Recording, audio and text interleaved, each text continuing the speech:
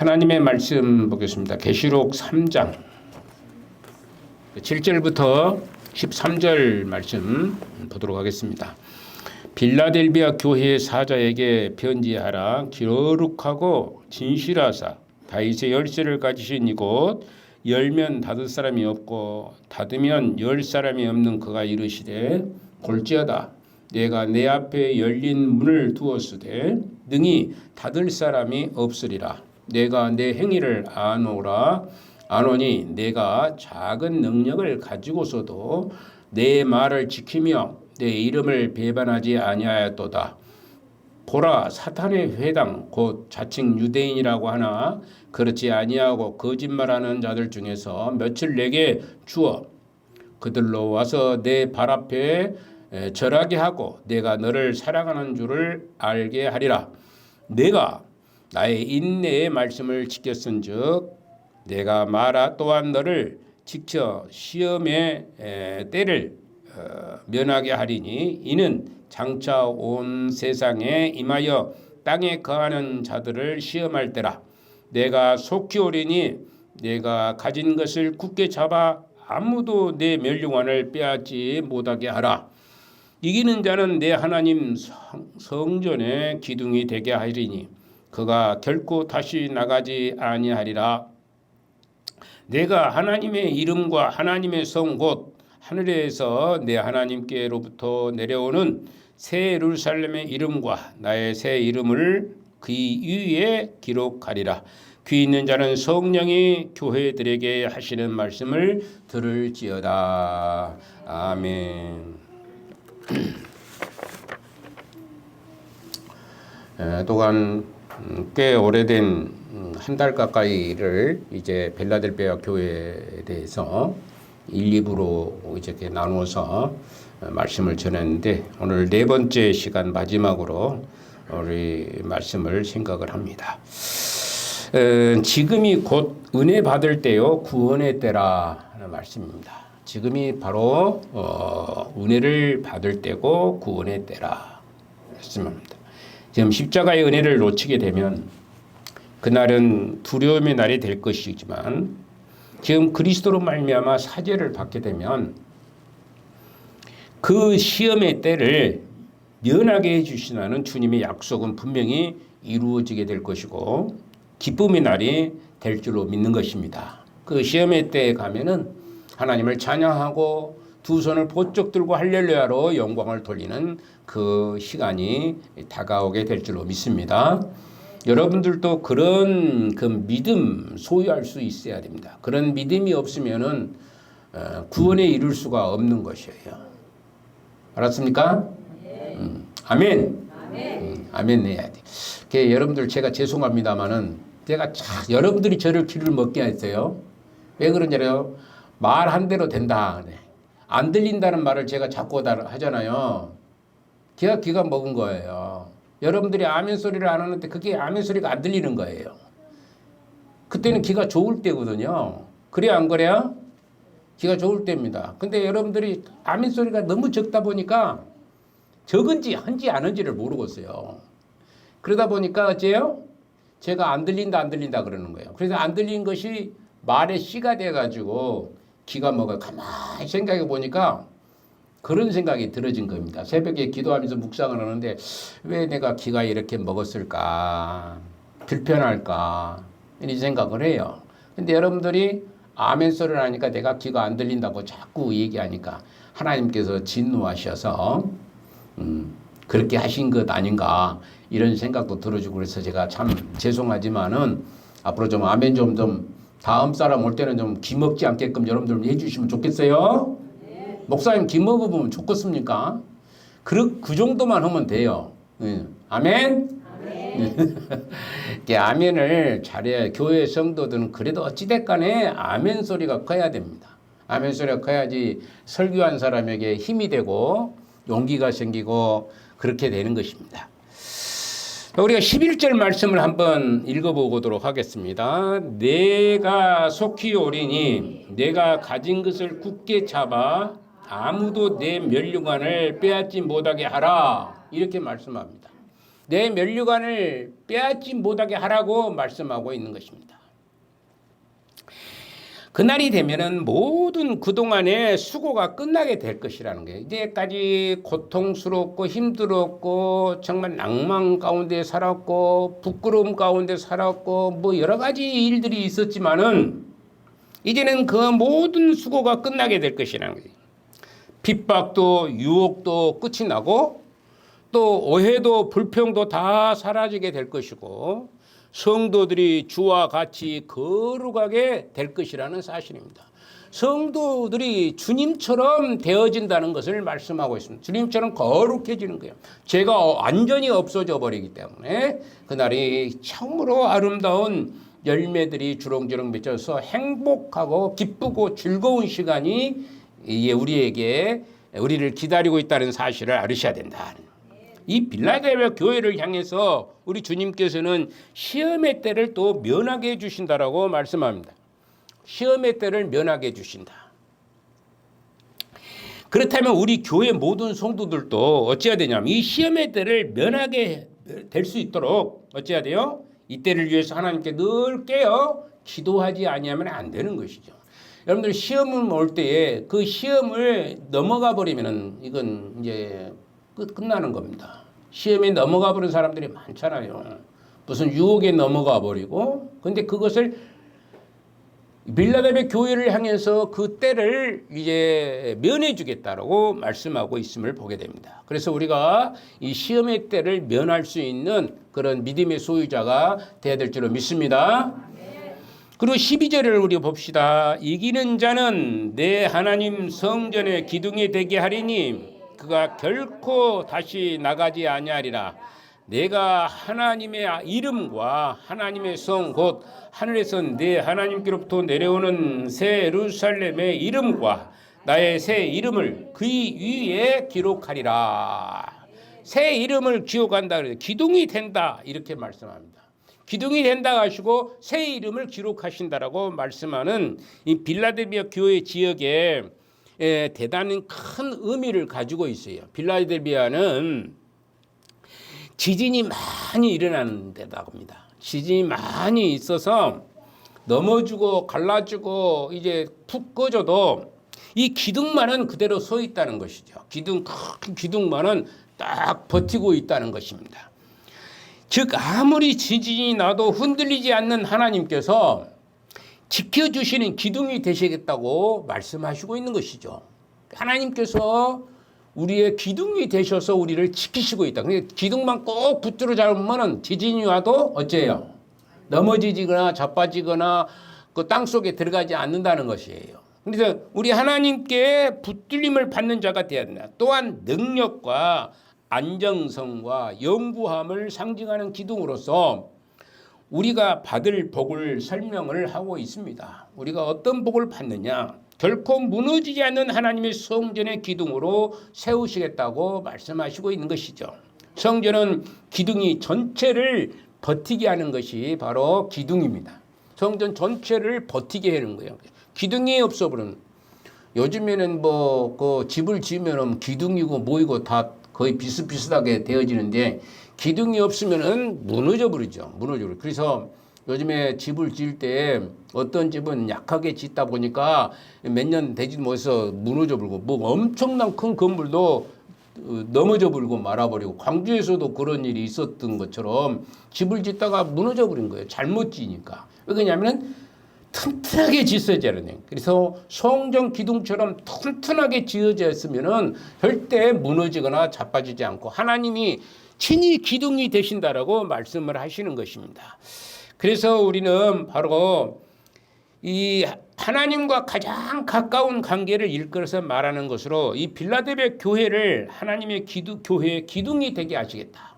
교회의 기둥이 되게 하시겠다고 말씀하고 있습니다. 그렇다면 여러분들은 하나님의 교회의 기둥이 되십니까? 여러분들이 기둥이 되셔요? 아멘 해야 돼. 아멘 안 하면 아멘 안 하는 사람은 어디 가요? 그렇게 말을 해도 말을 안 들으면 자, 하나님의 기둥이 되라고 말씀하시고 있습니다. 하나님의 기둥이십니까? 아멘. 하나님의 교회의 기둥입니다. 여러분들 하나님의 교회의 기둥으로서 살으셔야 된다는 것이죠. 누구 한 사람만 기둥이 아니라 우리 성도 전체가 다 기둥이 돼야 된다. 기둥으로서 살 때에 하나님께서 우리가 교회를 세우시는 역사가 나타나게 되는 것입니다.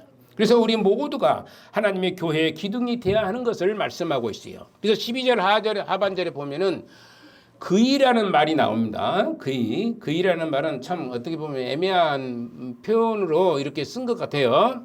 예, 번역할 때에 이제 그렇게 번역을 해놨고, 그런데 이것은 그 아우투스라는 말로 그는 또는 자신이라는 그런 말로 여기서는 이기는 자를 말씀하고 있어요. 그냥 이기는 자는 그랬으면 좋을 텐데 알아먹기 시키는데 그냥 그이라고 이렇게 얘기를 하세요. 근데 그러면서 나의 이름을 그이 위에 기록하리라 하시는 겁니다. 이기는 자 위에 이름을 기록하겠다 그랬습니다. 나의 이름, 누구예요? 예수님의 이름을 그이 위에 기록하리라 그렇게 얘기한 거예요. 누구에게? 저와 여러분들에게 우리 주님께서 당신의 이름을 기록하시겠다고 말씀하시고 있는 것입니다. 성경은 이름은 대단히 중요한 의미를 가지고 있어요. 성경 보면 이름이 굉장히 중요한 의미를 가지고 있습니다. 이름대로 되는 거예요. 구약 성경에 보면은 이 히브리어나 헬라어는 다 뜻이 있어요. 뜻이 있어가지고 그 뜻대로 살아가는 거예요. 그 이름대로 살아가는 거예요. 이름대로. 야곱이라는 사람을 보면 대표적으로 보면은 야곱은 사기꾼. 야곱이라는 말은 사기꾼, 거짓말쟁이, 또 속이는 자 이런 의미를 가지고 있는 것이 야곱이라는 것입니다. 실질적으로 그처럼 야곱은 이제 사기꾼이고 속이는 자였습니다. 거짓말을 잘하는 거예요. 야곱이었어요. 그래서 자기 형의 장자권을 뺏기 위해서 별가지 수단을 가지고 뭐 팥죽을 해가지고 뭐 양을 잡아가지고 뭡니까 사냥해서 잡아온 것이다고 양이다고 그러면서 이렇게 해서 거짓말 해가지고 들려쓰고 몸에다 뭐 양털을 붙이고 이렇게 해가지고 자기 형인 건 에서처럼 꾸며가지고 자기 아버지를 속여버린 세상에 눈이 잘 안 보이는 자기 아버지를 속여버리는 아들의 모습이 얼마나 안 좋은 사람입니까? 가만히 있어도 성경대로 있으면은 어쩌면은 야곱은 분명히 큰 아들의 삶을 살았을 것인데 억지로 자기가 하는 거예요. 결국에 쫓겨나게 되죠. 쫓겨나게 됩니다. 쫓겨나서 약복강가에서 어떻게 되냐면은 천사와 씨름을 해서 이겼었습니다. 천사와 씨름한다는 건 뭐예요? 천사 하나님 앞에 기도했다는 얘기가 되는 겁니다. 정말로 간절하게 하나님 앞에 기도해야 돼. 내가 이기지 않으면 안 되겠다고 하는 간절한 마음, 그 마음을 가지고 씨름을 했을 때에 그의 이름은 어떻게 바뀌어졌느냐? 그러면 이스라엘이라는 이름으로 바꿔지게 된 겁니다. 그래서 여러분들 이스라엘 민족이라고 그러지 야곱의 민족이라고 얘기하지 않습니다. 이스라엘 민족이라고 얘기한 거예요. 이름이 바꿔진 뒤에 이제 이스라엘 백성들이라고 얘기하는 것이고 야곱의 백성이라고 얘기하지 않습니다. 이름이 바꿔져 버렸어요. 그 이름은 야곱은 이렇게 이스라엘이라는 말은 하나님과 겨루어 이겼다라는 그런 말을 하고 있는 것이죠. 하나님과 겨루었어. 그러니까 우리가 기도로 하나님을 이길 수 있는 능력의 소유자가 돼야 될 줄 압니다. 여러분들 하나님이 이길 수 있는 힘은 하나도 없어요. 우리가. 그러나 기도할 때 하나님께서는 그걸 응답을 해주시는 것을 이긴다라고 얘기를 하는 겁니다. 하나님을 이길 수 있는 거. 그러니까 기도할 때 하나님이 역사하셔서 하나님의 능력이 우리로 말미암아 나타나는 것을 보게 되는 것이죠. 그래서 성경에는 이런 새 이름으로 바꾸어 부르는 경우가 참 많은데 그래서 천주교에서 보면은 영세를 받는다고 그래요. 천주교에 뭐 다니신 분들도 있는가는 잘 모르겠는데 아마 우리 교회는 지금 천주교에 다니다가 우리 교회로 온 사람은 없는 것 같은데 하여튼 그런 사람들을 보면은 이름이 바뀌어요. 저 같은 경우도 어렸을 때에 아주 어렸을 때에 유아 영세를 받았어요. 유아 영세를 받았는데 이게 이름이 제가 뭔지를 모르겠어요. 오래돼서 저 이름이 뭔지도 모르는데 어떤 분이 저한테 그럼 영세 받았으면 이름이 뭐요? 이렇게 물어보니까 제가 대답을 못했습니다. 이름을 모르니까 아주 어렸을 때니까 영세를 받았. 근데 이름을 바꿔 붙여줍니다. 그러면 천주교에 다니는 사람 전부 다 이름이 뭐 미란, 뭐 미카엘, 뭐 여러 가지 베드로 또는 야고보 뭐 이름으로 이제 성경에 있는 이름을 가지고 바꿔서 주는 거예요. 그렇게 하는 것을 볼 수 있습니다. 우리는 이 새 이름을 그래서 받아야 된다. 따라서 새 이름을 받자. 새 이름을 받는 사람이 돼야 된다. 이것은 우리의 인격이 변화되어야 된다는 말씀입니다. 우리가 이름만 바꾼 게 아니라 이름처럼 바꿔. 여러분들 이름들이 다 좋죠. 안 좋은 이름이 누가 이제 해석을 해보면 한문으로 되어 있기 때문에 이름을 굉장히 좋아해요. 그걸 이름대로 살아야 되는 거예요. 제 이름이 홍섭이에요. 넓은 홍자에 빛날세요. 넓은 곳에서 빛나라. 그런데 별로 빛나지를 않아서 참 그것이 문제입니다. 넓은 곳에서 빛나라. 자기 이름대로 살아가는 거예요. 제 그 동창 중에 하나가 주일이라는 이름이죠. 이주일이라는 이름인가? 이주일인가? 예, 이름 성은 모르는데 주일이라는 이름이에요. 근데 자기 어머니 아버지가 교회 집사님이었어요. 그런데 이름을 주일이라고 이름을 붙여놨어요. 그런데 교회 생활을 안 하는 거예요. 예, 교회 생활 안 해. 그래서 너는 왜 주일이라고 이름 붙여놓고 교회를 안 나가냐? 그런 적이 있습니다. 이름대로 살아야 되는데 이름대로 안 사는 사람들이 너무나 많습니다.